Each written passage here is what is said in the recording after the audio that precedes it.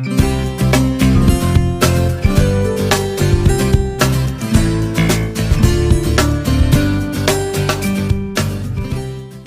اللہ الرحمن الرحیم۔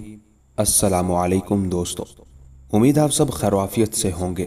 ابن عطاش ایپیسوڈ 19۔ جوں جوں رات کی تاریکی بڑھتی گئی تو خستہ حال دیوانے شخص کی زبان تیز ہوتی گئی۔ ایسا لگتا تھا جیسے اس نے سب کچھ ازبر کر رکھا ہو۔ لائتس متحیر نگاہیں اس کے چہرے پر جمائے اس کی بڑبڑاہٹ سنتا رہا۔ وہ خلاؤں میں گھورتا بدستور بول رہا تھا۔ جمشید کے حکم سے ریشم کاتا گیا اور کپڑا بننے اور سینے کا فن ایجاد ہوا۔ جمشید نے منظم طور پر کام لینے کے لیے رعایا کو 4 طبقوں میں تقسیم کیا۔ پہلا طبقہ دانشوروں کا تھا، جس میں علماء اور دبیر وغیرہ شامل تھے۔ دوسرا طبقہ محافظین ملک کا تھا، جن کے ذمہ ملک کی دفاع کا کام تھا۔ تیسرا طبقہ زراعت پیشہ لوگوں کا تھا اور چوتھا صناعوں کا۔ دوستو، لگتا ہے جمشید نے براہمن، کھشتری، ویش اور شودر کی بنیاد رکھی، جو بعد میں بگڑ کر ذات پات بن گیا۔ بحوالہ مصنف۔ کوئی شخص اپنا طبقہ چھوڑ کر کسی دوسرے طبقے کا کام اختیار نہ کر سکتا تھا۔ جمشید کا زر و مال اور جاہ و جلال اوج کمال تک پہنچا ہوا تھا، جس کی وجہ سے وہ سنگ دل اور خود پسند ہو گیا۔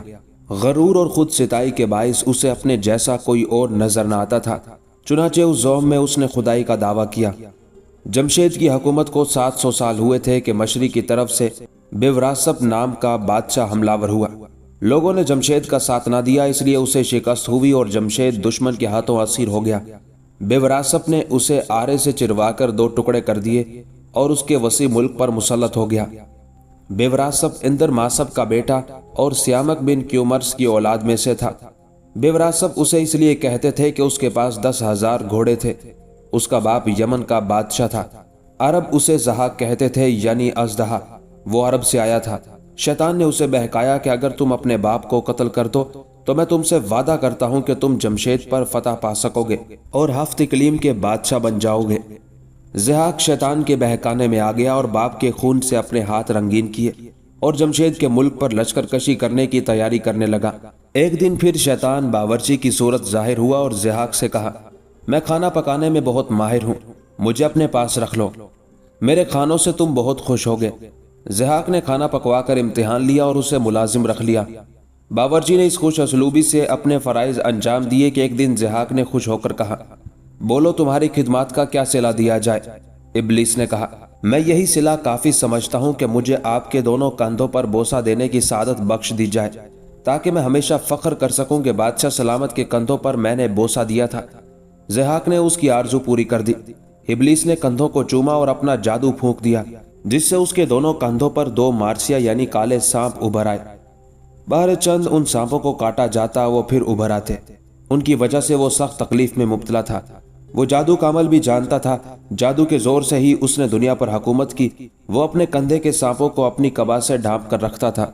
کبھی وہ کندھوں سے کپڑا اتارتا تو سانپ لہراتے ہوئے نظر آتے۔ اس نے 1000 سال تک حکومت کی۔ وہ ظالم تھا اور لوگ اس سے ہراساں تھے۔ 800 برس گزرنے پر اس کے کندھوں کے ابھرے ہوئے سانپ زخمی ہو گئے۔ وہ سخت بے قرار رہنے لگا، طرح طرح کے علاج کروائے لیکن زخم اچھے نہ ہوئے۔ آخر ایک رات خواب میں دیکھا کہ کوئی شخص کہہ رہا ہے کہ ان زخموں کا علاج انسانوں کے مغزوں سے کرو۔ دوسرے دن ایک انسان کا مغز نکال کر زخموں پر لگایا گیا تو درد میں افاقہ ہو گیا۔ اس روز سے یہ معمول ہو گیا کہ گلی کوچوں سے 2 آدمیوں کو پکڑ کر لاتے اور انہیں مار کر ان کے مغز زخموں پر رکھے جاتے۔ یہ سلسلہ 200 برس تک جاری رہا۔ زحاک کی صفاقانہ حکومت کو 1000 سال گزرے تھے کہ اصفہان کے ایک لوہار کاوا کے 2 بیٹوں کو حاکم اصفہان نے پکڑ کر زحاک کے پاس بھیج دیا۔ بیٹوں کے قتل کی خبر ملی تو اسے سخت رنج ہوا۔ وہ شہر آیا اور زحاک کے ظلم و ستم کے خلاف عوام کو ابھارا۔ وہ اپنی دھونکنی کو ایک لکڑی سے باندھ کر فضا میں بلند کرتا اور کہتا، یہ آزادی کا علم ہے۔ جو لوگ زحاک کے خونی پنجوں سے رہائی پانا چاہتے ہیں وہ اس کے جھنڈے تلے جمع ہو جائیں۔ جھنڈے کو اس نے موتیوں سے آراستہ کیا تھا، جس کی وجہ سے اس کے جھنڈے کا نام درفش کاویانی پڑ گیا۔ زحاک کے دسترخوان کا ایک سالار مقرر کیا گیا۔ 2 انسانوں کے مغز حاصل کرنے کا فرض اس کے ذمہ تھا۔ وہ اپنا فرض تو ادا کرتا رہا لیکن انسانوں کے خون ناحق سے اس کا دل جلتا تھا۔ اس لیے وہ ایک آدمی کو مار کر اس کا مغز نکال لیتا لیکن دوسرے کو رات کی تاریکی میں آزاد کر دیتا اور کہیں پہاڑوں میں نکل جانے کو کہتا تاکہ اسے کوئی دیکھ نہ سکے۔ जो लोग बचकर निकलते और पहाड़ों और बयाबानों में जाकर रहने लगते कुर्द कहलाने लगे। कावा लोगों को उभारता था कि इंसान कुशी के इस दौर को कब तक बर्दाश्त करोगे, मेरा साथ दो कि हम सब मिलकर इस जुल्म सितम से निजात हासिल करें। लोग जोक दर जोक उसके झंडे तले जमा होने लगे। आखिर कावा ने बिखरे हुए हजूम को साथ लेकर इस्फहान पर हमला किया और हाकिम इस्फहान को पकड़कर कत्ल कर दिया। शहर पर हुर्रियत पसंदों का कब्जा हो गया। कावा ने सरकारी खजाना हासिल करके सारा जरो माल लोगों में तकसीम कर दिया। उसके बाद कावा ने अहवाज का रुख किया। यहाँ भी ज़हाक के खिलाफ लोगों को उभारा। अहले अहवाज ने भी उसका साथ दिया और यहाँ का हाकिम भी तहे तैग हुआ और शहर पर कावा का कब्जा हो गया। वो जहाँ जाते लोग उसे निजात दहिंदा समझकर उसका खैर मकदम करते और ज़हाक के हुकाम को अपने इंतकाम का निशाना बनाते। ज़हाक उस वक्त तिब्रिस्तान में था। अवाम की बगावत से आगाह हुआ तो बागी कावा से जंग करने के लिए अपना लश्कर भेजा, लेकिन ज़हाक का बद्दिल लश्कर सामने ना ठहर सका। कावा फतुहात हासिल करता रहा, आखिर रे पहुंच गया। अहले रे को कावा ने कहा, अब हम ज़हाक के नज़दीक पहुंच गए हैं। अगर उसने हमें शिकस्त दे दी तो लोग उसके जबरो सितम का निशाना बनते रहेंगे, और अगर हम उसे हलाक करने में कामयाब हो गए तो मुल्क हमारा होगा और जुल्म सितम का खात्मा हो जाएगा। तुम जिसे चाहो बादशाह बना लेना, लेकिन मुल्क ज़हाक से बचाने में मेरी मदद करो। ज़हाक यानी बेवरासब को बताया गया कि जमशेद की नस्ल से एक शख्स बाकी है जिसका नाम फरीदोन है। मुमकिन है कभी मुल्क की हुकूमत उसके हाथों में चली जाए, इसलिए ज़हाक को अब फरीदोन की तलाश थी। फरीदोन जान बचाने के लिए मारा मारा फिरता रहा। वो तिब्रिस्तान गया तो ज़हाक उसके पीछे तिब्रिस्तान पहुंचा। फरीदोन यहाँ से निकलकर रे चलाया। कावा ने सुना कि शाही खानदान का एक फर्द फरीदोन रे में है तो उसकी खुशी की कोई हद न रही। उसने फरीदोन को तलाश करके दुरफ्शे काव्यानी उसके सपुर्द कर दिया और ज़हाक से जंग करने को कहा। फरीदोन ने आज़ादी ख्वाह लश्कर को मुनज़्ज़म किया और कावा को सरदार लश्कर बनाया। एक निहायत ही खौफनाक जंग के बाद ज़हाक को शिकस्त हो गई और उसे असीर करके कोहे अलबुर्ज की गार में डाल दिया गया।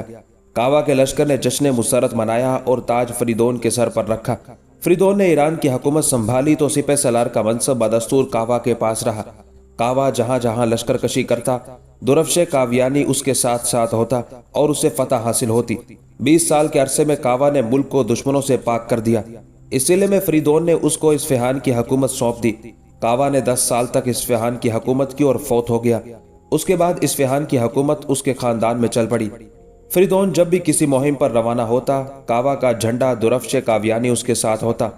दुरफ्शे काव्यानी तमाम बादशाहों के खजानों की जीनत बनता रहा। उस पर बेशबहा जवाहिरात टांके गए। फरीदोन पहला बादशाह था जिसने इल्म हय्यत और तिब में महारत हासिल की। तिरियाक उसी ने तैयार कराया। हाथी पर सबसे पहले सवारी उसी ने की। फरीदोन के 3 बेटे थे, तोर, सलम और इरिज। तीनों की फरीदोन ने बड़ी अच्छी तरबियत की। आखिर जब वो बूढ़ा हुआ तो उसने अपनी हुकूमत तीनों बेटों में तकसीम कर दी। मुल्क रोम, एशियाई कोचक और दूसरे मगरबी ममालिक सलम को दिए, उसे कैसर का लकब दिया। मशरकी ममालिक जो तुर्किस्तान, खजरान और चीन पर मुश्तमिल थे, तोर को मिले और उसे फगफूर का लकब अता हुआ। मुमलिकत का मरकजी हिस्सा जिसमें खुरासान, इराक, हिजाज, ऐन और शाम थे, एरिज के हिस्से में आया। ज़रो माल उसने तीनों को बराबर दिया। एक को उसने मगरिब की तरफ भेज दिया, दूसरे को मशरिक की तरफ और तीसरा उसे बहुत अजीज था, इसलिए उसे अपने पास रखा। रस्मी तौर पर तो वह खुद ही बादशाह रहा, लेकिन खजाना, लश्कर और हुकूमत का इख्तियार एरिज को दे दिया। सलम और तौर उस तकसीम से सख्त गैर मुतमईन थे। एक तो वो पहाड़ी इलाके से महरूम हुए और दूसरे मुल्की खजानों से बेताल्लुक हो बैठे, इसलिए एरिज के खिलाफ उनके दिल में कीना बैठ गया। दोनों भाई एक लश्कर जर्रार लेकर अजरबैजान आ गए और एलची भेजकर बाप से इस गैर मुनसिफाना तकसीम की शिकायत करना चाहिए। एलची फरीदोन के दरबार में पहुंचे और शहजादों का पैगाम कह सुनाया, जिससे वो सख्त बरा फरोख्ता हुआ और उन्हें मुल्क और कौम का बागी करार दिया। और इरज को कहला भेजा कि तूर और सल्म ने तुम्हारे खिलाफ ऐलान जंग किया है, अब मुनासिब यह है कि तुम भी उनकी सरखूबी के लिए लश्कर कशी करो। इरज ने आदाब बजा लाकर कहा, मुझे हुक्म की तामील में तो उज़र नहीं, लेकिन भाइयों के खिलाफ जंग करने से मुल्क में इंकलाब आ जाएगा, खून की नदियां बह जाएंगी और मुल्क को बदबख्ती से दो चार होना पड़ेगा। बड़े भाइयों को मुझ पर फोकियत हासिल है, इसलिए अगर इजाजत हो अजरबैजान जाकर उनसे मिलूं, उनकी दिलजोई करूं और उनके दिलों की बदगुमानी दूर करूं।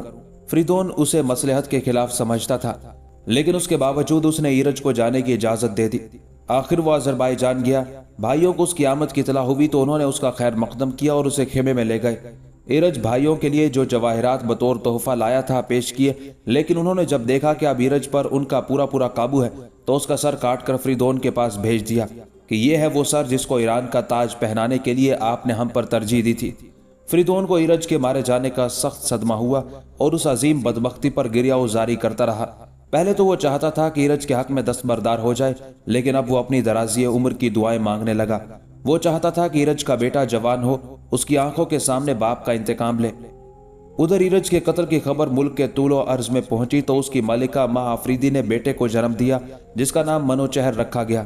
فریدون کی خوشی کی انتہا نہ رہی۔ اس نے اپنے پوتے کی تربیت کے لیے لائق ترین اتالیق مقرر کیے تاکہ وہ ہر طرح سے مؤدب اور مہذب ہو اور فرائض عزدی حاصل کرنے کے لائق ہو سکے۔ فریدون نے منوچہر کو اپنا ولی عہد اور جانشین مقرر کیا۔ فریدون نے جس طرح ایرج کو بھائیوں کے مقابلے میں بھیجنا چاہا تھا، اسی طرح اب منوچہر کو چچاؤں سے انتقام لینے کے لیے تیار کیا۔ منوچہر نے بہت بڑا لشکر تیار کیا اور کاوا کے بیٹے کارن کو سالار بنا کر لشکر کشی کی۔ تور اور سلم نے سنا تو وہ سخت مضطرب ہوئے اور اپنا اپنا لشکر لیے ہوئے آذربائیجان پہنچ گئے۔ بھتیجے اور چچاؤں کے لشکر آمنے سامنے ہوئے، دونوں اطراف سے تیروں کی بوچھاڑ ہونے لگی۔ ایسا معلوم ہوتا تھا کہ فضا تیروں کی وجہ سے تاریک ہو گئی ہے۔ پھر نیزے چلنے لگے، پھر تن بتن کھڑے ہو کر ایک دوسرے پر گرز برسانے لگے۔ آخر تور اور سلم دونوں نے شکست کھائی اور ان کے لشکر منتشر ہو گئے۔ منوچہر نے چچاؤں کو اسیر کر کے ان کے سر قلم کیے اور فریدون کے پاس بھیج دیے اور اس طرح اپنے باپ کا انتقام لے لیا۔ منوچہر نے بڑے عدل و انصاف کے ساتھ حکومت کی، زمینوں کو آباد کرایا، نئی نئی بستیاں بسائی۔ یہ وہ پہلا شخص ہے جس نے شہروں کے ارد گرد حفاظت کی غرض سے خندقیں کھدوائی تاکہ دشمن کے حملوں کا سدباب ہو سکے۔ طویل مدت گزرنے کے بعد تور کے خاندان سے ایک شخص افراسیاب بن سنگ بادشاہ بنا تو اس نے تور کے خون کا بدلہ لینا چاہا۔ اس کی مملکت چین و ماچین تک پھیلی تھی۔ اس نے ملک کے طول و عرض سے حشرات الارض کی مانند لشکر فراہم کیا اور منوچہر کی مملکت پر لشکر کشی کی۔ منوچہر کو ان سے جنگ کرتے ہوئے کئی مقامات پر پسپا ہونا پڑا۔ آخر منوچہر تبرستان کے قلعے میں محصور ہو گیا اور اس شرط پر دونوں رضامند ہو گئے کہ ترکستان اور عجم کے مابین سرحد قائم کر لی جائے جسے کوئی عبور نہ کرے۔ افراسیاب نے سرحد مقرر کرنے کے لیے یہ تجویز پیش کی کہ منوچہر کے لشکر کا کوئی پہلوان کسی پہاڑی کی چوٹی سے تیر پھینکے، وہ تیر جہاں گرے اس نقطے پر سرحد قائم کر لی جائے۔ منوچہر کے لشکر کا ایک نامی پہلوان آرش تھا، تیر اندازی میں اس کا کوئی ثانی نہ تھا۔ اسے منوچہر نے حکم دیا کہ کوہ دماوند کی چوٹی پر سے تیر پھینکے۔ آرش نے زور سے تیر پھینکا کہ تبرستان، غورگان، نیشاپور، سرخس اور مرو کے بیابانوں سے پرواز کرتا ہوا جیہوں کے کنارے جا گرا۔ آرش کی شاہزوری پر دنیا اش اش کر اٹھی۔ افراسیاب کو یہ ہرگز گمان نہ تھا کہ ایک پہلوان کا پھینکا ہوا تیر دریائے جیہوں تک بھی پہنچ سکتا ہے۔ بہرحال وہ اپنے عہد پر قائم رہا اور دریائے جیہوں کے کنارے تک منوچہر کی مملکت کی سرحد تسلیم کر لی گئی اور جیہوں پار تک کا علاقہ افراسیاب کی سرحد میں شامل رہا۔ اسی وجہ سے وہ علاقہ ماوراء النہر یعنی دریا پار کے نام سے موسوم ہوا۔ منوچہر 122 سال حکومت کرنے کے بعد فوت ہوا تو اس کا بیٹا نوذر تخت نشین ہوا۔ نوذر کے عہد میں ترکستان کے بادشاہ افراسیاب نے تور اور سلم کے خون کا بدلہ لینے کے لیے تبرستان پر حملہ کیا جہاں نوذر ٹھہرا ہوا تھا۔ ایران کے کئی دلاور تن بتن لڑائی کرتے ہوئے ترکوں کے ہاتھوں مارے گئے۔ آخر نوذر نے پسپائی اختیار کرنے کے لیے پارس کی طرف بڑھنا چاہا، لیکن افراسیاب نے بڑھ کر اسے روک لیا۔ جانبین کے لشکر ایک دوسرے سے ٹکرائے، نوذر کے لشکر کو شکست ہوئی۔ ترکوں نے ان کا تعاقب کیا جس میں ایران کا بادشاہ نوذر اور اس کے لشکر کا کچھ حصہ اسیر ہو گیا۔ نوذر کو بالآخر افراسیاب نے مروا دیا۔ نوذر کی وفات کے بعد افراسیاب کا ایران پر قبضہ ہو گیا۔ اسے یہ معلوم تھا کہ ایران پر وہ ہمیشہ اپنا تسلط قائم نہ رکھ سکے گا، اس لیے اس نے ایران کا بیشتر زر و مال ترکستان منتقل کر دیا اور ایرانیوں پر طرح طرح سے ظلم و ستم کرنے لگا۔ اس کے زمانے میں ایران میں بارش نہ ہونے کی وجہ سے چشمے خشک ہو گئے، فصلیں تباہ ہو گئی، ملک میں قحط پڑ گیا، رعایا بدحال ہو گئی۔ افراسیاب ایرانیوں کی تباہ حالی دیکھ کر خوش ہوا۔ اس کے ہاں شراب کا دور چلتا اور چنگ و رباب کی صدائیں بلند ہوتی جس سے اہل ایران کے دل مجروح ہوتے۔ 12 سال تک بدستور اہل ایران ظلم و ستم کا نشانہ رہے۔ ایرانیوں کے دلوں میں افراسیاب کے خلاف غصہ اور نفرت کے جذبات مشتعل ہوئے تو بعض امرائے ایران سیستان کے مشہور پہلوان زال کے پاس گئے اور رے پر چڑھائی کرنے کو کہا جہاں افراسیاب مقیم تھا۔ زال آمادہ ہو گیا اور لشکر فراہم کر کے رے پر لشکر کشی کی، لیکن کوئی نتیجہ برآمد نہ ہوا۔ آخر زال نے تجویز پیش کی کہ شاہی خاندان کے کسی فرد کو نوذر کا جانشی بنا کر اس کی تاج پوشی کی جائے۔ ایران کا کوئی بادشاہ ہوگا تو ہم میں جاں فشانی پیدا ہو سکے گی۔ آخر سب نے متفقہ طور پر زو بنت حماسب کو اپنا بادشاہ بنا کر اس کی رسم تاج پوشی ادا کی اور اس کی اطاعت کا حلف اٹھایا۔ نئے تاجدار کی خبر ایران کے طول و عرض میں پھیل گئی اور ملک کے کونے کونے سے لوگ دیوانہ وار آ کر جمع ہونے لگے تاکہ افراسیاب کے ظلم و ستم سے اہل ملک کو بچایا جا سکے۔ زو کا لشکر اگرچہ غیر منظم تھا لیکن ان میں وحدت فکری تھی۔ قومیت کے جوش میں انہوں نے افراسیاب کے خلاف جنگ میں بڑھ چڑھ کر حصہ لیا، جس میں افراسیاب کو شکست ہوئی اور وہ ایران کی حدود کو عبور کر کے ترکستان واپس چلا گیا۔ زو بنت حماسب نے اپنے باپ دادا کا تخت و تاج حاصل کر کے رعایا کی دلجوئی میں کوئی کسر اٹھانا رکھی اور قحط کے اثرات دور کرنے کے لیے ہر ممکن کوشش کی۔ چند ہی سال کے عرصے میں اس نے ایرانیوں کو پھر سے آباد کیا، فصلیں لہلہانے لگی اور ملک پھر خوشحال ہو گیا۔ زو بنت حماسب فوت ہوا تو اس کے بیٹوں میں سے کسی ایک کو بھی امراء اور سپہ سالاروں نے حکومت سنبھالنے کا اہل نہ سمجھا۔ ان کی نظریں شاہی خاندان کے ایک فرد کے اقبات پر پڑی جو اکثر باتوں میں حکمرانی کے معیار پر پورا اترتا تھا۔ چنانچہ زال، توس، گودرز ایسے نامور سپہ سالاروں اور با اختیار امیروں قبیروں نے کیقباد کے سامنے سر اطاعت خم کیا اور رسم تاجپوشی ادا کر کے عنان حکومت اس کے ہاتھوں میں دے دی۔ کیقباد اور اس کے جانشین بہت عادل حکمران تھے۔ اپنی حکومت کے دوران انہوں نے نیکی کے راستے سے سر منہ انحراف نہ کیا، اس لیے کیانی لقب اختیار کر کے انہوں نے اپنے آپ کو اس اہل بھی ثابت کیا۔ کیقباد نے بلخ کو اپنا دارالسلطنت بنایا جو دریائے جیحوں کے کنارے ایران کی آخری سرحد پر واقع تھا۔ اس کی مدت حکومت 100 سال تھی۔ کیقباد کا عہد عدل و انصاف کی وجہ سے مشہور تھا۔ اس نے اپنی 100 سالہ حکومت میں ملک کو خوشحال بنانے کی پوری کوشش کی، زراعت کو ترقی دی، آبپاشی کے لیے کارزوں اور چشموں کے نظام کو بہتر بنایا، دیہات اور قصبوں کو خاص ناموں سے موسوم کیا اور علاقوں کی حدود متعین کی، پیداوار کا 10واں حصہ لگان مقرر کیا جس کا بیشتر حصہ فوجی ضرورتوں پر صرف کیا جاتا تھا۔ زو کے مرنے کی خبر افراسیاب کو ملی تو اسے پھر ایران فتح کرنے کا خیال آیا۔ اس غرض کے لیے اس نے لشکر جرار فراہم کیا اور ایران پر حملہ کرنے کی تیاری کرنے لگا۔ کیقباد کو ترکوں کی تیاری کا حال معلوم ہوا تو فوجوں کے سپہ سالار اعلیٰ زال کو سیستان بلا بھیجا۔ زال نے خود تو بڑھاپے کی وجہ سے معذرت کی لیکن اپنے بیٹے رستم کو کیقباد کی خدمت میں بھیج دیا۔ رستم نے محب وطن ایرانی نوجوانوں کی فوج منظم کی اور اس بات کا منتظر رہا کہ حریف خود دریائے جیحوں سے پار کر کے آئے۔ افراسیاب ترکوں کا لشکر لیے دریائے جیحوں سے پار اترا اور طبلِ جنگ بجنے لگا۔ رستم ایرانیوں کا لشکر لے کر مقابلے کو آیا۔ نہایت خون ریز جنگ کے بعد افراسیاب کو شکست ہوئی۔ ایرانیوں نے اس کا تعاقب کیا لیکن افراسیاب جان بچا کر دریا کو پار کر گیا۔ اس جنگ میں ہزارہا ترک مارے گئے۔ اس شاندار فتح کے صلے میں کیقباد نے رستم کا منصب بڑھایا اور انعام و اکرام سے نوازا۔ کیقباد نے 100 سال حکومت کی۔ اس عرصے میں اس نے رفاع عامہ کے کاموں پر خاص توجہ دی۔ ملک خوشحال ہوا۔ اس کا خیال تھا کہ ملک کی آبادی اور خوشحالی میں شاہی خزانے کو بہت دخل ہوتا تھا، اس لیے اس نے ریگ بیابان کی مانند مال و دولت جمع کیا اور شاہی خزانے کو بیش بہا جواہرات سے پر کر دیا۔ آخری عمر میں جب وہ بیمار ہوا تو اس نے اپنے بڑے بیٹے کیکاؤس کو اپنا جانشین نامزد کیا۔ اسے عدل و انصاف قائم کرنے کی وصیت کی اور کہا کہ انسان کتاب کی تصویروں کی مانند ہیں جو ان کی موت کے بعد ان کے کردار کی عکاسی کرتی ہیں۔ کیقباد کے بعد کیکاؤس تخت نشین ہوا، گویا کیانی عہد کا تابناک ستارہ افق ایران پر نمودار ہوا۔ اس کا سب سے بڑا حریف ترکستان کا بادشاہ افراسیاب تھا جو فریدون کے بیٹے تور کی نسل سے تھا۔ مشہور تورانی پہلوان اسفندیار اس کی فوجوں کا سپہ سالار تھا۔ کیکاؤس کو نریما، زال اور رستم جیسے نامور پہلوانوں کی خدمات حاصل تھی۔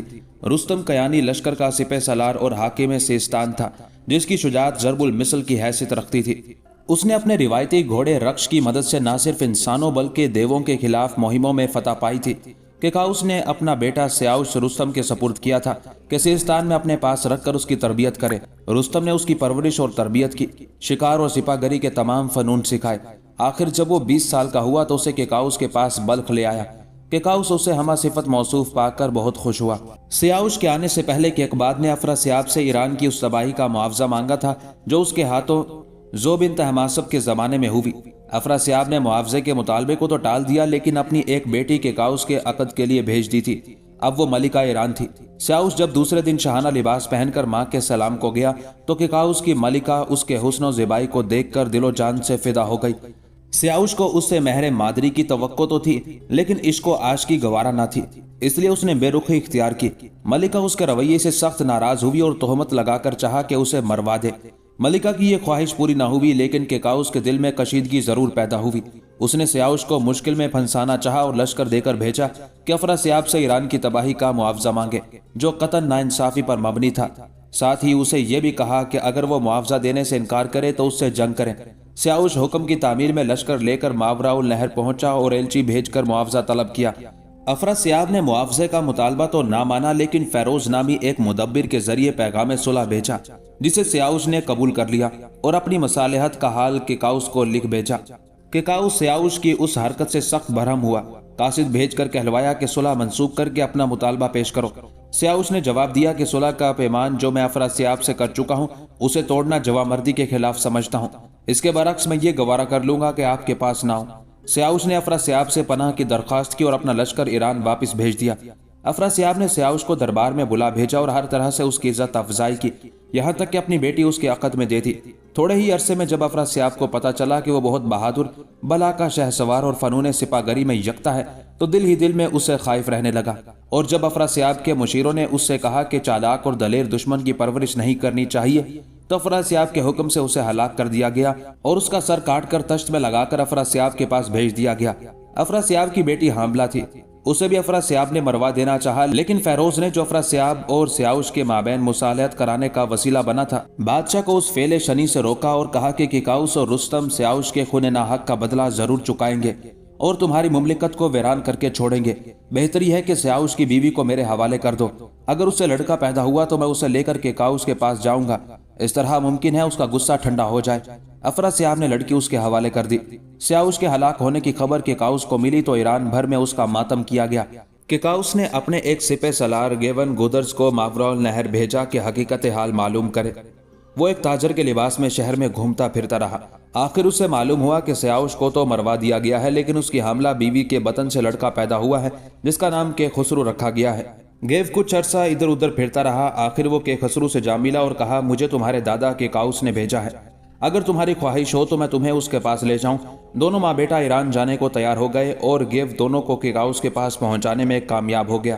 के खुसरू और उसकी माँ को पाकर किकाउस के गम में कुछ मुदावत तो हुआ, लेकिन उसने हुक्म दिया कि तुर्किस्तान पर फौजकशी की जाए। इस गरज के लिए रुस्तम और तोस लश्कर लेकर तुर्किस्तान रवाना हुए। ईरान और तुर्किस्तान के बेशतर सरहदी शहरों को ईरानियों ने गारत कर दिया। हजारों तुर्क लुकमा याजल बने और हजारों की तादाद में असीर बनाकर किकाउस के पास भेज दिए गए। किकाउस ने सुन रखा था कि माजनदान देवों और परियों का मस्कन है, जिसके देखने की तमन्ना उसे देवों की मुमलिकत में ले आई। यहाँ फिरते फिरते किकाउस देव सफेद के हाथों असीर हो गया। रुस्तम को बादशाह की असीरी की खबर मिली तो अपने बादशाह को आजाद कराने के लिए माजनदान का रुख किया। देव सफेद तक पहुंचने में उसे 7 मंजिलें तय करनी पड़ी, जो हफ्त ख्वान रुस्तम के नाम से मशहूर हुई। हर मंजिल पर रुस्तम को फौकुल आदत खतरात का सामना करना पड़ा। उन खतरात पर जब उसने काबू पा लिया तो उसने बहुत बड़ी दावत की, जिसमें उसके तमाम साथी शरीक हुए। ये दावत खान के नाम से मौसूम है। आखिर 7 मंजिलें तय करके रुस्तम मंजिल मकसूद पर पहुंचा। पहली मंजिल में रुस्तम को एक शेर से साबका पड़ा। वो एक दरख्त तले गहरी नींद सोया हुआ था कि एक शेर अपनी कछार की तरफ बढ़ता है। रक्स शेर को देखकर आग की तरह भड़का और हिनहिनाता हुआ रुस्तम की तरफ आया। रास्ते में शेर से मुठभेड़ हो गई। रक्स ने अपने अगले दोनों पांव उठाकर इस जोर से शेर के सर पर मारे कि शेर तड़प तड़प कर मर गया। दूसरी मंजिल एक बयाबान की थी, जिसमें दूर दूर तक कहीं पानी का निशान नहीं। शदीद गर्मी का मौसम था। शिद्दत प्यास से रुस्तम और रक्स निडाल हो रहे थे। ना रक्स का कदम आसानी से आगे बढ़ता, ना रुस्तम का कदम रिकाब में ठीक तरह जमता। उसके मुंह से बात तक नहीं निकली। इत्तेफाक की बात के कहीं से एक भेड़ आ निकली। उम्मीद की एक किरण दिखाई दी। रुस्तम रक्स को भेड़ के पीछे पीछे ले आता है। भेड़ एक चश्मे पर पहुंच गया। रुस्तम यजदान पाक का शुक्र बजा लाया और दोनों जी भरकर पानी से सैराब हुए। तीसरी मंजिल में रुस्तम को एक अजदहे से साबका पड़ा, जो इतना जसीम था कि हाथी भी उसके सामने कुछ हैसियत नहीं रखता था। आखिर रक्स अजदहे पर हमला करता है। उधर रुस्तम ने तलवार का वार करके उसका काम तमाम कर दिया। रुस्तम अब चौथी मंजिल पर पहुंचा। यहाँ एक जादूगर औरत का राज था। रुस्तम चलता हुआ एक चश्मे पर पहुंचा। चश्मे के किनारे एक दस्तरखान बिछा था। बिरिया दुम्बा दस्तरखान पर धरा था। उसमें से भाप निकलती हुई नजर आई। जामो सबू भी मौजूद थे। पास ही तनबूर पड़ा था। रुस्तम तनबूर को बगल में दबाकर बाआवाज़े बुलंद गजल सरा हुआ। रुस्तम का ये नगमा जादूगर औरत के कानों में पहुंचा तो वो लहजाती और मुस्कुराती हुई रुस्तम की तरफ बढ़ी और उसे देखते ही यजदान का नाम रुस्तम के लबों पर आया और शुक्र अदा किया कि बयाबान में उसे एक ऐसा ख्वान नेमत मुयस्सर आया है कि जिसमें जामे में और साकिये ज़ेबा सब कुछ मुहैया है। यजदान की तारीफ और तौसीफ के कलमात जारी होते ही औरत के चेहरे की ज़ेबाई और शादाबी लम्हा बा लम्हा इस तरह उड़ती गई जैसे ख़िज़ा की आमद पर फूलों की पत्तियां मुरझा जाती हैं। रफ्ता रफ्ता वो हसीन औरत स्या फाम बुढ़िया नजर आने लगी। रुस्तम ने उस पर कमंद फेंकी और पकड़कर खंजर से उसके 2 टुकड़े कर दिए। 5वीं मंजिल में औलाद नाम देव से रुस्तम की जंग हुई। रुस्तम ने उस पर काबू पा लिया और कहा, अगर तुम मुझे देव सफेद का पता दो और उस मकाम की निशानदही कर दो जहां के काउस कैद है, तो देव सफेद को हलाक करने के बाद माजनदान की हुकूमत तुम्हारे सपुर्द कर दूंगा। औलाद ने उस शर्त को बाखुशी कबूल कर लिया। रुस्तम औलाद की रहनुमाई में आगे बढ़ता गया। पहाड़ों के दरमियान एक होलनाक मकाम से गुजरते हुए आखिरी को अल्प्सरोज पर पहुंचे। औलाद ने रुस्तम को बताया कि काउस परियों की तलाश में यहां तक पहुंचा था कि असीर हो गया। आधी रात गुजरते ही शोर सुनाई दिया और आग के शोले बुलंद होने लगे। औलाद ने कहा, यह माजनदान का दरवाजा है, यहाँ आधी रात के बाद कोई नहीं सोता और ये शोर गोगा देव सफेद का है। यहाँ से रुस्तम की 6ठी मंजिल शुरू हुई, जहां रुस्तम अरजंग नामी देव को देखता और गस्सासब की आग की तरह उस पर लपका और उसका सर तन से जुदा कर दिया। 7वीं मंजिल में देव सफेद से मुठभेड़ हुई। रुस्तम ने उस पर हमला किया और ये बसद मुश्किल उस पर काबू पाकर उसे हलाक कर दिया। आखिर वह औलाद की निशानदही पर केकाउस के पास पहुंच गया, जिसका पल पल रुस्तम के इंतजार में गुजर रहा था। रुस्तम ने उसे रिहाई दिलाई और माजंदरान की हुकूमत औलाद को सपुर्द करके केकाउस के हमरा वापिस आ गया। केकाउस के अहद में एक अजीम अलमिया रूनमा हुआ, जिसमें रुस्तम का बेटा खुद अपने बाप के हाथों मारा गया। एक दिन रुस्तम शिकार को निकला, गोरखर मारकर उसे कबाब किया और शेर होकर खाया और उसी सहरा में पड़कर सोता रहा। अचानक कुछ तुर्क उधर आ निकले और कमंद फेंक कर रक्श को पकड़ा और अपने साथ ले गए। रुस्तम ख्वाब से बेदार हुआ तो रक्श को कहीं ना पाया। उसके पांवों के निशान जरूर मौजूद थे। रुस्तम उन निशानों के पीछे पीछे चला और शहर समीगान में दाखिल हुआ, जो तुर्किस्तान की हदूद में वाक़ था। हाकिम समीगान को लोगों ने बताया कि रुस्तम प्यादा पा चला आ रहा है, तो उसने मेहमान का पुरतपा खैर मकदम किया और आने का सबब दरियाफ्त किया। रुस्तम ने बताया कि कुछ तुर्क चरागाह से मेरा घोड़ा ले आए हैं, उनके सुराग में मैं यहाँ आया हूँ। हाकिम समीगान ने घोड़ा मंगवाने का वादा किया। हाकिम समीगान ने महल शाही में अपने मेहमान को उतारा। निहायत पुरतकल्लुफ दावत खाने के बाद रुस्तम फर्श ख्वाब पर लेट गया और सरो दोसाज की आवाजें सुनने में महव हो गया। पहर रात गुजर गई कि दरवाजे का पर्दा सरका। दफतन एक माह पहकर नाजरीन पर्दे के पीछे से काफूरी शम्मा हाथ में लिए नमूदार हुई। रुस्तम ने सवाल किया, तुम कौन हो और इस अंधेरी रात में क्या ढूंढ रही हो? मेरा नाम तहमीना है, गम से मैं दो नीम हो रही हूँ। मैं शाह समीगान की दुख्तर हूँ, जिस पर शेरों और नहंगों जैसे पहलवान रश करते हैं। मुझे किसी ने बेपर्दा नहीं देखा, ना किसी ने मेरी आवाज ही सुनी है। मैंने हर किसी से तुम्हारी जवामर्दी के अफसाने सुने हैं। रुस्तम ने हकीकत हाल सुनी तो सख्त हैरान हुआ और पूछा, तुम्हारा मकसद क्या है? तहमीना बोली, मुझे तुमसे गायबाना मोहब्बत थी। मैंने अहद किया था कि तुम्हारे बगैर किसी से शादी ना करूंगी। तुम्हारे रक्श को भी मैंने खुद जासूस भेजकर मंगवाया है। अब यजदान पाक ने तुम्हें यहाँ भेज दिया है। मैंने अपना हाल दिल बयान कर दिया है। अब तुम कुछ कहना चाहते हो तो कल मेरे बाप से कह दो। ये कहकर तहमीना रुखसत हो गई। सुबह हुई। रुस्तम ने तहमीना की ख्वास्तगारी की, जिसे हाकिम समीगान ने कबूल किया। मुल्क के आइन के मुताबिक शादी हो गई। रुस्तम ने कुछ दिन वहां बसर किए। आखिर समीगान से चलने का वक्त आया तो रुस्तम ने अपना वो खास मोहरा, जो शाम की यादगार था, तहमीना को दिया और कहा, अगर बेटा हो तो ये मोहरा उसके बाजू पर बांध देना और अगर बेटी हो तो उसके गैंसुओं में इसे पिरो देना। इस मोहरे में यह खासियत है कि जिसके पास होगा उसमें नरीमान किसी शुजात आ जाएगी। तहमीना के बतन से लड़का पैदा हुआ। हाकिम समीगान ने उसका नाम सोहराब रखा। सोहराब 10 साल का हुआ तो माँ से अपने बाप का नाम पूछा। उसने कहा, तुम्हारे बाप का नाम रुस्तम है, जिसका ताल्लुक सिस्तान के मशहूर खानदान से है। सोहराब ने कहा कि मैं किसी को भेजकर बाप की खैरवाफियत पूछना चाहता हूँ। माँ बोली, ऐसा हरगिज ना करना। बाप ने तुम्हारा नाम सुन लिया तो तुम्हें बुला लेगा और मैं तुम्हारी जुदाई में तड़प तड़प कर मर जाऊंगी। तहमीना को बेटे की जुदाई किसी सूरत गवारा न थी। रुस्तम ने अपने एलची के हाथ तहमीना के लिए 2 याकूत और 3 लाल भेजे। तहमीना ने कबूल कर लिया और एलची के जरिए यह पैगाम भेज दिया कि लड़की पैदा हुई है, जो यहाँ मेरी जिंदगी का सहारा है। रुस्तम को यह पैगाम मिला तो बहुत दिलगीर हुआ और खामोश हो गया।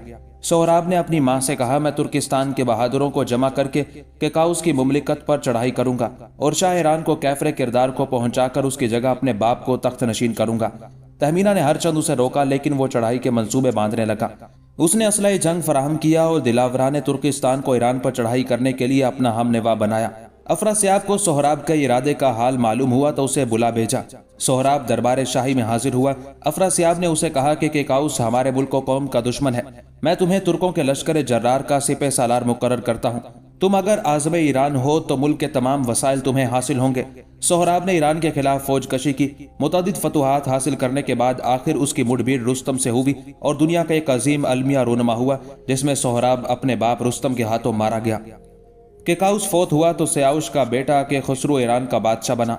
हुकूमत संभालते ही उसने बाप के खून का बदला लेने के लिए ईरान के तुलो अर्ज से लश्कर फराहम किया, जिसकी तादाद 30,000 बताई जाती है। اس نے ایران کے ایک مشہور جرنیل توس نوزر کو سالار لشکر مقرر کیا اور سیاوش کے بھائی فریبرز کو لشکر کی نگرانی سپرد کی اور ترکستان پر حملہ کرنے کے لیے بھیجا۔ حکم دیا کہ توس نوزر ترکستان کے جس شہر میں پہنچے اسے تباہ و برباد کرنے میں کسی قسم کی کوتاہی نہ کی جائے۔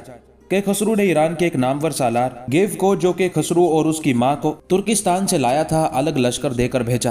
وہ خود بھی لشکر لے کر ایران اور ترکستان کی سرحد پر فروکش ہوا اور اپنے لشکر کو 4 حصوں میں منقسم کیا تاکہ چاروں طرف سے دشمن کو گھیرے میں لے لیا جائے۔ افراسیاب کو ایرانیوں کے حملے کی خبر ملی تو اس نے ترکستان کے گوشے گوشے سے لشکر فراہم کیا اور فیروز کو، جس نے کہ خسرو اور اس کی ماں کو اپنے گھر میں رکھا تھا، سالار لشکر مقرر کیا۔ ترکوں کا اتنا بڑا لشکر مدافعت کے لیے تیار ہوا کہ شمار میں نہیں آ سکتا تھا۔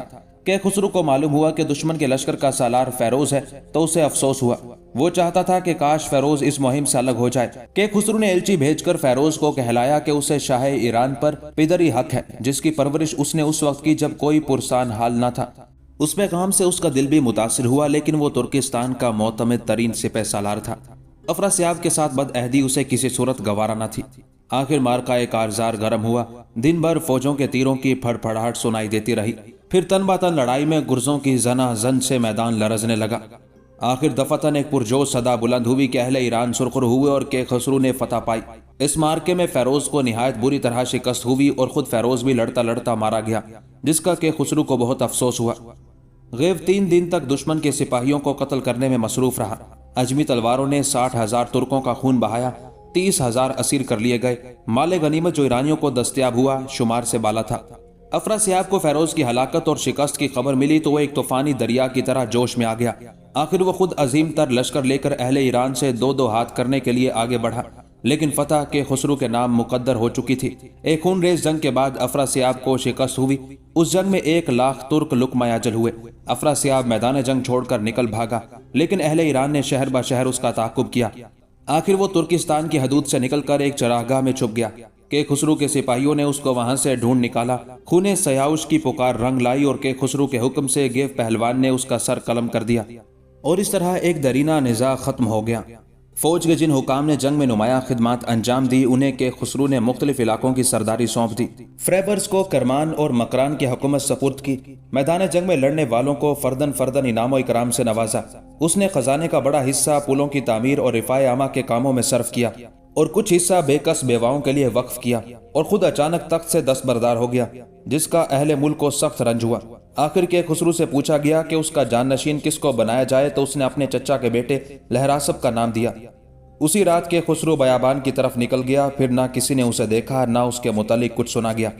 لہراسب ایک زرعی تخت پر بیٹھا جس میں جواہرات جڑے تھے، اس کے پائے یاقوت کے تھے۔ اس نے بھی بلخ کو اپنا دارالسلطنت بنایا اور اسے بلخ الحسا کے نام سے موسوم کیا۔ لہراسب کے عہد میں پہلی بار بخت نصر کا نام آیا ہے۔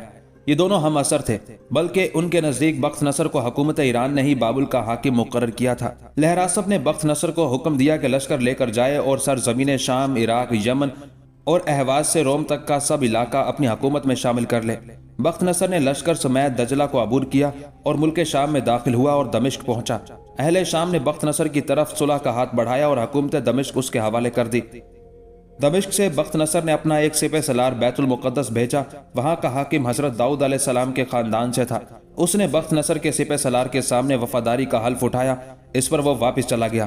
بخت نصر شام کے شہر تبریا میں وارد ہوا تو اسے خبر ملی کہ بیت المقدس کے بادشاہ کے خلاف وہاں کے عوام نے محض اس لیے بغاوت کر دی ہے کہ اس نے بخت نصر کے سپہ سالار کے ساتھ جنگ کیوں نہ کی۔ آخر وہ بغاوت میں کامیاب ہوئے اور بادشاہ کو تخت سے اتار کر ہلاک کر دیا۔ بخت نصر کو حقیقت حال کا علم ہوا تو اس نے بیت المقدس پر چڑھائی کر کے شہر کی اینٹ سے اینٹ بجا دی اور اہل شہر کا قتل عام کرایا۔ جو لوگ بچ سکے انہوں نے مصر کا رخ کیا۔ لہراسب 120 سال حکومت کرنے کے بعد اپنے بیٹے گشتاسب کے حق میں دستبردار ہو گیا۔ لہراسب کے بعد گشتاسب تخت نشین ہوا۔ اس نے بھی اپنے پیشروؤں کی طرح عدل و انصاف سے حکومت کی۔ اس کا دارالسلطنت بلخ تھا۔ اسے اطلاع ملی کہ بخت نصر نے بیت المقدس اور فلسطین کو تباہ و برباد کر دیا ہے۔ لوگوں کے ویران گھروں میں اب جانوروں اور درندوں کا بسیرا ہے تو اسے سخت رنج ہوا۔ بابل و عراق کے حکمران بخت نصر کو اس نے دربار میں طلب کر لیا اور ان علاقوں کی حکومت قروش کی سپرد کر دی گئی۔ گشتاسب نے قروش کو حکم دیا کہ تمام ویران شہروں کو پھر سے آباد کیا جائے اور اعلان عام کر دیا جائے کہ بیت المقدس کے لوگ جو وطن چھوڑ گئے تھے واپس آ جائیں۔ قروش نے اس حکم کی پوری طرح تعمیل کی۔ بیت المقدس کے گرے ہوئے مکانوں کو پھر سے تعمیر کرایا، لوگ گھروں میں واپس آ گئے اور بیت المقدس کا ویرانہ پھر سے آباد ہو گیا۔ گشتاسب کے عہد کا اہم واقعہ زرتشت کا ظہور ہے، جس نے دعویٰ کیا تھا کہ وہ خدا کا بھیجا ہوا پیغمبر ہے۔ اس نے لوگوں کو دین آتش پرستی سے متعارف کرایا اور اپنے اقوال کی کتاب پیش کی جو اوستا کے نام سے موسوم ہے۔ گشتاسب نے زرتشت کا خیر مقدم کیا اور اس کے دین کو قبول کر لیا۔ اس کی وجہ سے ملک میں دین آتش پرستی پھیل گیا۔ زرتشت منوچہر کی نسل سے تھا۔ افراسیاب کے قتل کے بعد ترکستان اور ایران کی نزاع ختم ہو گئی تھی۔ نہ کہ خسرو نے حملے کی غرض سے ترکستان کی طرف رجوع کیا، نہ لہراسپ نے ترکوں کے ساتھ دوستانہ مراسم بھی قائم کیے۔ گشتاسب نے نہ صرف یہ مراسم برقرار رکھے بلکہ ترکوں کے ساتھ مروت اور رواداری کا سلوک بھی کیا۔ لیکن توران کا بادشاہ ارجاسب مملکت ایران پر حملہ کرنے کے لیے راہ ہموار کرنا چاہتا تھا۔ آخر جب گشتاسب نے ارجاسب کو دین آتش پرستی قبول کرنے کی دعوت دی تو اس نے نہ صرف یہ دعوت ٹھکرا دی بلکہ آبائی دین ترک کر دینے پر گشتاسب کو ملامت کی۔ اس پر توران اور ایران کے مابین پھر ایک بار جنگ و جدل کے لیے تیاری ہونے لگی، اور جب میدان کارزار گرم ہوا تو دونوں طرف سے خون کی ندیاں بہہ گئیں۔ گشتاسب کا بھائی زریر اور اس کے 4 بیٹے لڑتے لڑتے مارے گئے۔ آخر گشتاسب کے بیٹے اسفندیار نے ترکوں کے لشکر پر ایک فیصلہ کن حملہ کیا جس سے ان کے پاؤں اکھڑ گئے اور ارجاسب نے راہ فرار اختیار کی۔ اسفندیار کے لشکر نے دریائے جیہوں تک اس کا تعاقب کیا، لیکن وہ اہل ایران کی دسترس سے باہر ہو گیا۔ ایرانی لشکر کو لاتعداد مال غنیمت ملا جسے گشتاسب نے حسب مراتب سرداروں، دلاور سواروں اور پیادوں کے مابین تقسیم کر دیا۔ اسفندیار کو اس نے ممتاز خدمات کے صلے میں سپاہ بند ایران کا منصب دیا اور خلعت فاخرہ عطا کر کے سرفراز کیا۔ گشتاسب کا ایک خاص معتمد قرزم اسفندیار سے سخت بغض رکھتا تھا۔ اسفندیار کی عزت و حرمت نے جلتی پر تیل کا کام کیا۔ قرزم نے گشتاسب کے کان بھرے کہ اسفندیار یہ دعویٰ کرتا ہے کہ ایران کی فتح صرف اس کی وجہ سے ہوئی ہے، اور اب وہ بادشاہت کے خواب دیکھ رہا تھا اور چاہتا تھا کہ بادشاہ کو قتل کر کے خود حکومت کی باغ دوڑ سنبھال لے۔ گشتاسب قرزم کے فریب میں آ گیا اور چاہا کہ اسفندیار کو اسیر کر کے زندان میں ڈال دے۔ اسفندیار کو بلانے کے لیے جماسب کو بھیجا گیا۔ جماسب نے اسفندیار کو باپ کا پیغام دیا اور صورتحال سے بھی مطلع کر دیا، لیکن اسفندیار کا دل صاف تھا اور اس کے دل میں بدعہدی کا خیال تک نہ تھا، اس لیے وہ بے دھڑک باپ کے پاس چلا گیا۔ گشتاسب کے دریافت کرنے پر اس نے اپنی بے گناہی کا اظہار کیا، لیکن اسے یقین نہ آیا اور اسفندیار کو ایک دور دراز مقام پر پابائے زنجیر کر کے ایک قلعے میں ڈال دیا۔ اسفندیار توران کا وہ واحد حریف تھا جس سے ارجاسب خائف تھا۔ جو ہی اس کی اسیری کی خبر سنی، بلخ پر لشکر کشی کے لیے جنگی تیاریاں کرنے لگا، اور پھر جب یہ سنا کہ گشتاسب سیستان میں ہے تو کہرام نامی سالار کو لشکر دے کر بلخ پر چڑھائی کرنے کے لیے بھیجا۔ اس نے حملہ کر کے شہر کو تباہ و برباد کر دیا اور آتش پرستوں کے 70 معبدوں اور ہیربدوں کو تلوار کے گھاٹ اتارا، گویا ان کے خون سے آتش کدے ٹھنڈے کیے جو ان کی عبادت گاہ تھے۔ یہاں کے خزائن سمیٹے، یہاں تک کہ شاہی محل بھی کہرام کی دستبور سے نہ بچا، اور گشتاسب کی 2 بیٹیوں ہمائی اور بافریدی کو اسیر کر کے توران بھیج دیا، اور لہراسب کو جو ضعیفی کی وجہ سے گشتاسب کے حق میں تخت سے دستبردار ہو چکا تھا، شاہی محل کے سامنے قتل کر دیا گیا۔ گشتاسب نے جب سنا کہ بلخ اور شاہی خاندان پر کیا گزری تو اسے بلخ چھوڑنے کا انتہائی رنج ہوا۔ آخر لشکر لے کر بلخ کا رخ کیا۔ حدود شہر میں پہنچا ہی تھا کہ ارجاسب کے لشکر کا سامنا کرنا پڑا۔ جنگ لگاتار 3 دن تک ہوتی رہی۔ کشتوں کے پشتے لگ گئے، بڑے بڑے ایرانی پہلوان میدان جنگ میں کام آئے۔ قرزم جو اسفندیار کی قید کا موجب بنا تھا، اس کی لاش بھی خاک و خون میں لتڑی پڑی تھی۔ گشتاسب مغلوب ہو گیا اور بچا کچا لشکر لے کر پہاڑوں کی طرف نکل گیا۔ اب گشتاسب کو اسفندیار یاد آیا اور اس کے ساتھ نامناسب سلوک کرنے پر ندامت ہوئی۔ اس نے سوچ کر کہ اسفندیار کی قیادت ہی اس نازک دور میں ایران کو بچا سکتی ہے، مناسب سمجھا کہ اپنے بیٹے جماسب کو اسے آزاد کرنے کے لیے بھیجے۔ اسفندیار چند سال کی اسیری کے بعد رہائی پا کر سیدھا اپنے باپ کے پاس آیا۔ باپ نے افسوس کا اظہار کیا اور کہا، اگر ہو سکے تو اس غمناک واقعے کو دل سے بھلا دو۔ اب ایران کا تخت و تاج تمہارا ہے، تمہیں ہی اب ایران کو بچانے کے لیے جان لڑانی ہے۔ اسفندیار نے سر اطاعت خم کیا، نامور سرداروں کو ملک کی عزت بچانے کے لیے بلایا اور ایک تازہ دم لشکر منظم کر کے ارجاسب سے جنگ کرنے کی تیاری کی۔ ارجاسب نے اسفندیار کی آزادی کا حال سنا تو سخت مضطرب ہوا، اور یہ سمجھ کر کہ اسفندیار کے تازہ دم لشکر کے مقابلے کی تاب اس میں نہیں، مناسب سمجھا کہ ترکستان کو لوٹ جائے اور اپنی فاتحانہ شان کو برقرار رکھے۔ لیکن ایک بہادر ترک گرگسار نے، جو بھیڑیے سے مشابہ ہونے کی وجہ سے اس لقب سے مشہور تھا، اسفندیار سے تن بتن جنگ کرنے کی پیشکش کی، جس سے ارجاسب کا حوصلہ بند گیا۔ آخر اسفندیار اور ارجاسب کے لشکروں کا آمنا سامنا ہوا۔ قیامت کا مارکا ایک کارزار گرم ہوا، دونوں طرف سے بہادر کٹ کٹ کر مرے۔ گرگسار موقع پا کر اسفندیار کی طرف بڑھا اور پورے زور سے اسے تیر مارا۔ تیر ذرا میں پیوست ہو کر رہ گیا۔ اسفندیار نے یہ ظاہر کرنے کے لیے کہ زخم کاری لگا ہے، گھوڑے سے نیچے اتر آیا۔ گرگسار نے اب نیزے کا وار کرنا چاہا۔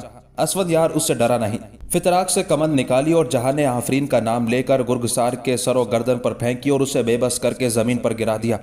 ارجاسپ نے ہر چند بہادری سے مقابلہ کیا لیکن بس نہ چلا۔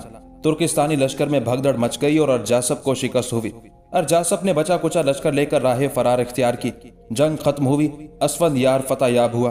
ایران کو اس نے تورانیوں کے چنگل سے چھڑا لیا اور فتح کے شادیانے بجنے لگے۔ صبح کو گرگسار اسیر ہو کر پیش ہوا تو اس نے کہا، اگر میری جان بخشی ہو جائے تو میں آپ کو قلعہ روئندز کا پتہ بتاؤں گا جہاں آپ کی بہنوں ہمائی اور با آفریدی کو ٹھہرایا گیا ہے۔ یہ قلعہ ناقابل تذکیر ہونے کی وجہ سے روئندز کہلاتا ہے۔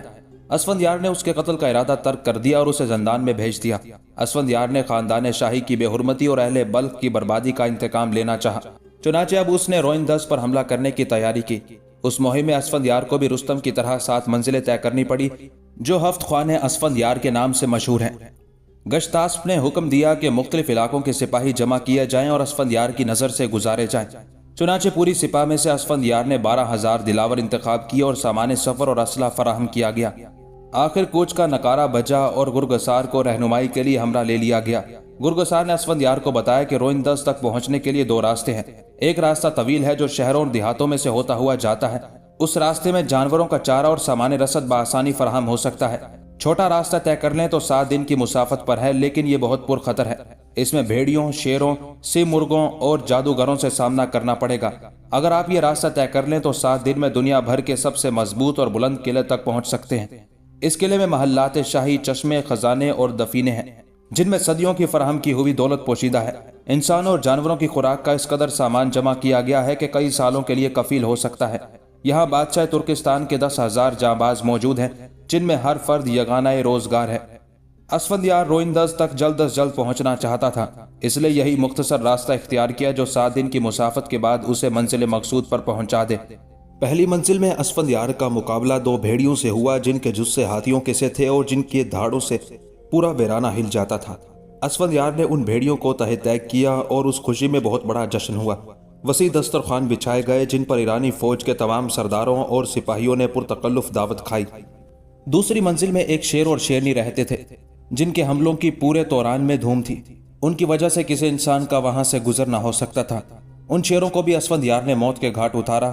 اس خوشی میں دوسرا جشن منایا گیا۔ تیسری منزل میں ایک اژدہے کا بسیرا تھا۔ یہ اژدہا اس قدر ہولناک تھا کہ اس کی پھنکار سے ہر چیز بھسم ہو جاتی تھی۔ اسفندیار نے اس کو بھی بے بس کر کے ہلاک کیا۔ اس خوشی پر بھی بہت بڑی دعوت کا اہتمام کیا گیا۔ چوتھی منزل میں ایک پرفن ساحرہ تھی۔ اس منزل میں بھی بدستور اسفندیار کا لشکر باد سر کی طرح آگے آگے بڑھتا چلا گیا، یہاں تک کہ یہ ایک خوبصورت مرغزار میں پہنچے جہاں حد نگاہ تک فرش پر مخمل کی طرح سبزہ بچھا تھا۔ رنگ برنگے پھول کھلے تھے۔ پاس ہی ایک دریا تھا۔ دریا کے کناروں پر خوبصورت درخت اس طرح اگے تھے جیسے سبز پریاں دامن سمیٹے کھڑی ہوں۔ اسفندیار گھاس پر بیٹھ گیا جو نسیم کے جھونکوں کے چھونے سے نیلگو حریر کی مانند ہو گیا تھا۔ گھوڑا اس نے درخت کے نیچے باندھ دیا۔ لشکر نے دریا کے کنارے خیمے لگائے۔ اسفندیار کے سستانے کے لیے فرش بچھایا گیا جس پر جام و سبو اور کھانے کا سامان چن دیا گیا۔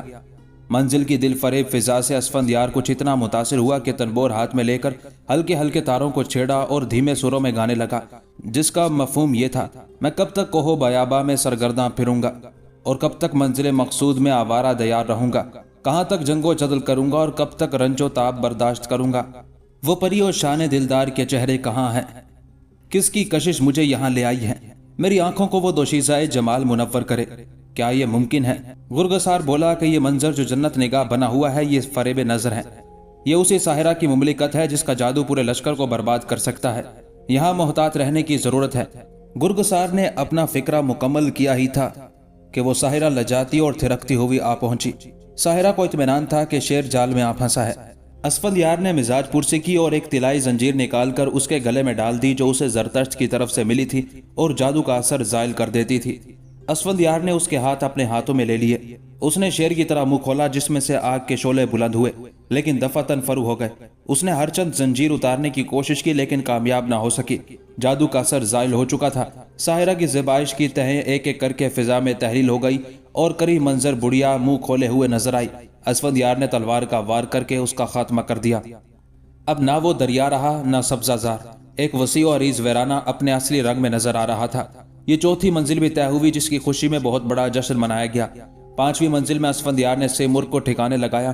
چھٹی منزل میں آ گئے تو یہاں کا موسم نہایت سرد تھا، سورج نظروں سے اوجھل ہو چکا تھا۔ دیکھتے دیکھتے دھواں دار بادل چھا گئے، تند و تیز ہوا چلنے لگی۔ لشکر نے جو خیمے گاڑے تھے اکھڑ اکھڑ جاتے تھے۔ آخر برف باری شروع ہوئی اور آن کی آن میں ساری زمین برف پوش ہو گئی۔ یہاں انہوں نے آگ جلائی اور خضوع و خشوع کے ساتھ زرتشت کو یاد کیا اور رات بھر مناجاتیں پڑھتے رہے۔ آخر برف رکی، ہوائیں تھمی، سردی کی شدت کم ہوئی، آفتاب طلوع ہوا۔ لشکر نے لباس خشک کیے اور وہاں سے چل دیے۔ اب اسفندیار نے 7ویں منزل کے متعلق استفسار کیا۔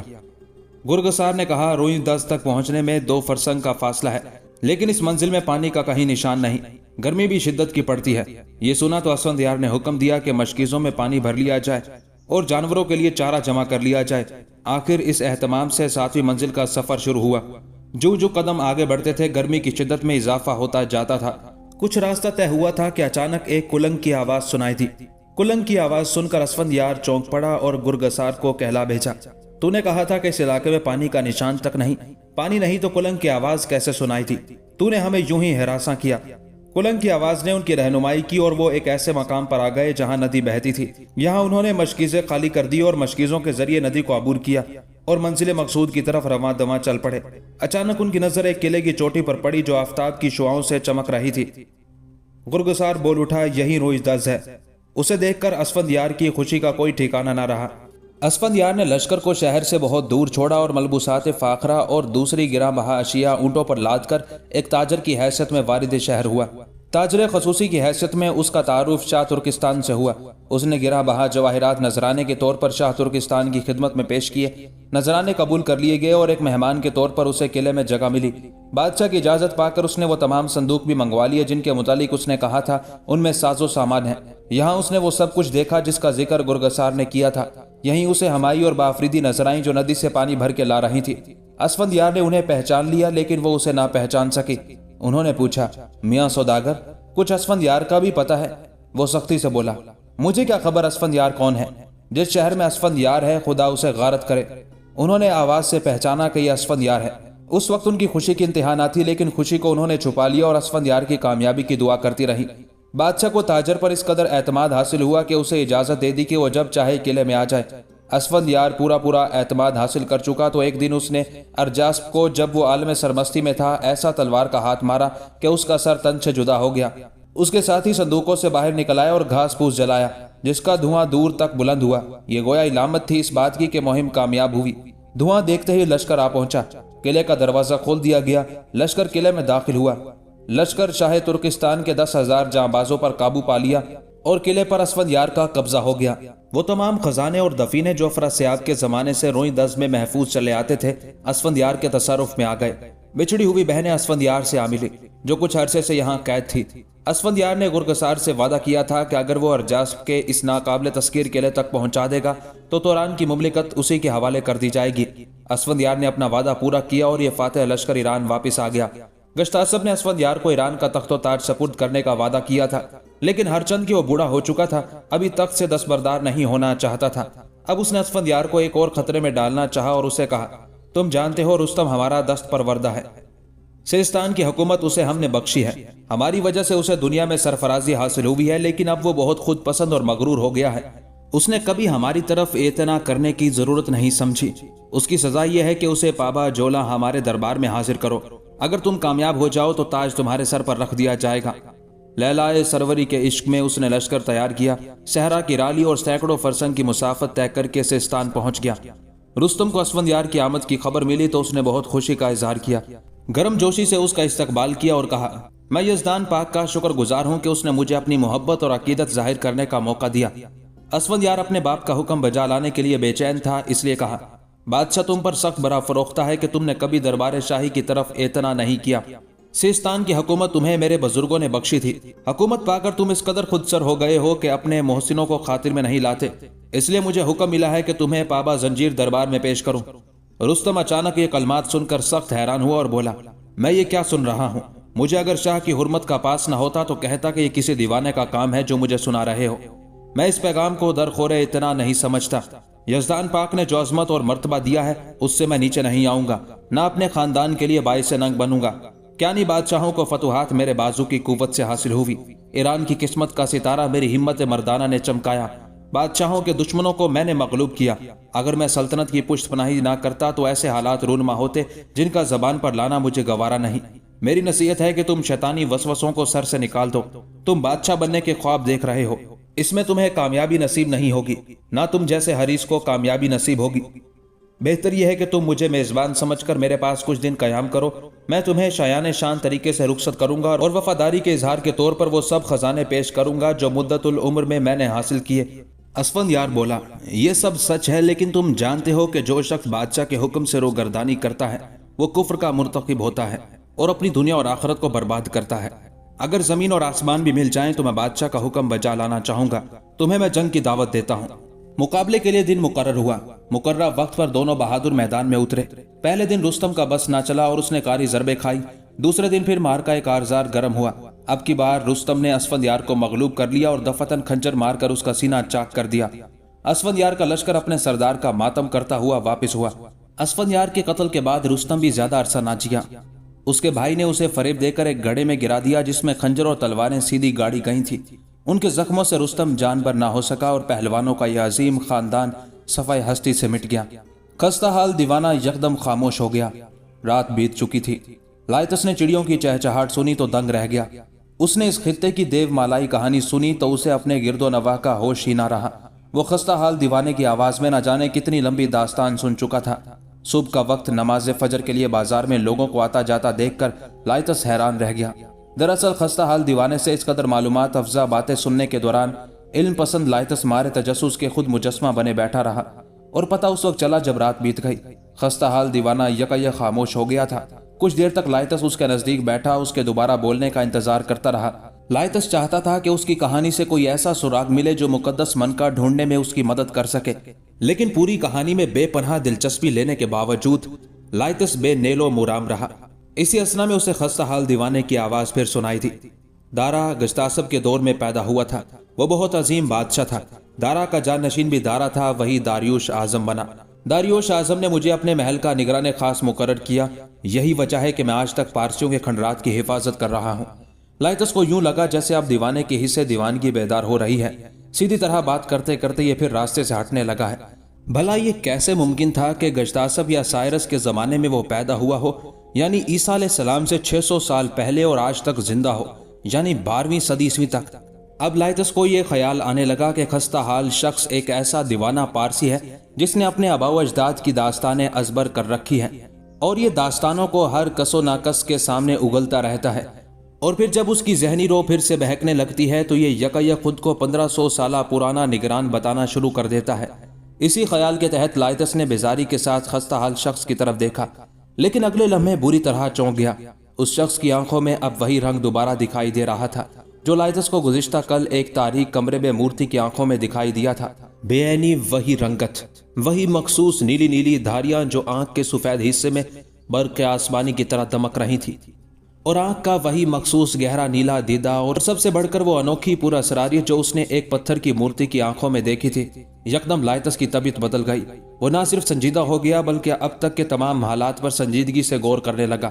لیکن ٹھیک اسی وقت نماز فجر کے لیے جاتے ہوئے کسی راہگیر نے اس کے قریب رک کر لائتس کو مخاطب کرتے ہوئے کہا، ارے نوجوان، کہیں تم پردیسی تو نہیں؟ کل شام کو میں نے تمہیں یہیں بیٹھے ہوئے دیکھا تھا اور ابھی تک تم یہیں بیٹھے ہو۔ کیا تم نے اس دیوانے کی داستان تو نہیں سن لی؟ یہ تو دیوانہ ہے، ہر کسی کو اپنے آتش پرست بادشاہوں کے قصے سناتا رہتا ہے۔ تمہیں اس نے اپنی عمر بھی 1500 سال بتائی ہوگی۔ ہاں ہے نا؟ اس فقر میں تو سب اسے جانتے ہیں، چھوٹے چھوٹے بچے بھی۔ دن بھر یہ ایران کے قدیم بادشاہوں کے کھنڈرات میں گھومتا رہتا ہے، رات ہوتی ہے تو یہاں بازار میں آ کر لیٹ جاتا ہے۔ تم شکل سے بھلے آدمی لگتے ہو، کسی سے پوچھ لینا تھا۔ اس دیوانے کی باتوں میں یوں ہی رات ضائع کر دی۔ بزرگ راہگیر اتنا کہہ کر چل دیا۔ اسی لمحے کسی خیال کے تحت لائتس نے تیزی سے سر گھمایا اور دیوانے کی آنکھوں میں دیکھا، لیکن اب اس کی آنکھیں نیلی نہیں تھی، اپنی عام رنگت اور عام شکل میں تھی۔ لائتس کا دل دھک دھک کرنے لگا۔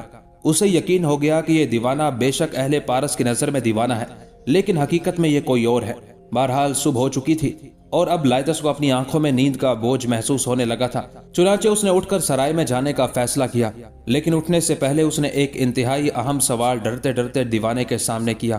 اے طویل العمر پارسی بزرگ، تم نے آج مجھے کھنڈرات کے خزانوں میں سے کچھ لے جانے سے منع کیا، لیکن میں یہاں ایک منکے کی تلاش میں آیا ہوں۔ یہ منکا تمہارے آباء و اجداد یعنی پارسیوں کا نہیں، یہ منکا بدھ مت کے بانی گوتم بدھ کا ہے۔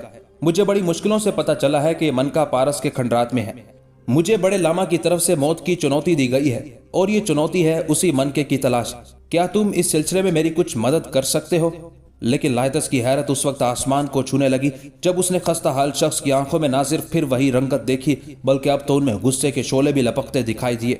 اس نے کسی بھوت کی طرح اپنی خوفناک آنکھیں لائتس پر گاڑتے ہوئے کہا، اچھا تو تم اس لیے آئے ہو؟ تم شہر میں داخل ہوئے تو مجھے پتا چل گیا تھا کہ تم کھنڈرات کے خزانوں تک جاؤ گے، لیکن میری بات دھیان سے سن لو، کھنڈرات کے خزانوں تک کوئی نہیں جا سکتا۔